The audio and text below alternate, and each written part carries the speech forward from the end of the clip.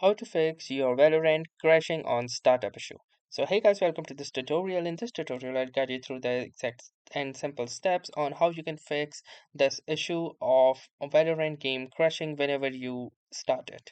So this startup problem is usually caused by other processes or insufficient permissions, as was in my case. So to check this out, the first thing that you can try to do is close all of the processes related to Valorant or Riot games. So to do that, simply press the Ctrl Shift and the Escape key combinations, or also you can go to the taskbar and search for Task Manager. Now simply double click onto this and open the Task Manager, and you can see all of the processes right here. So from here, try to find those processes like Riot Games or any other Valorant services that could be interfering with this. So once you find that particular services, all you will need to do is simply right click onto this and click onto this end task, and that process will be successfully finished. Now apart from that, what you can also do is simply go to the search bar and type for Valorant.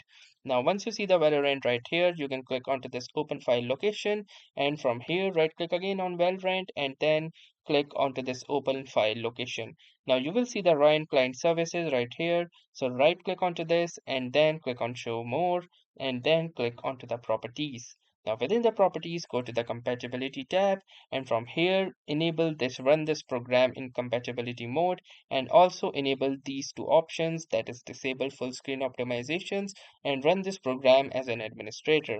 Simply click onto the apply option and then click onto the OK button to apply these settings, and hopefully this would work and you will not face any crashing of the Valorant application on startup.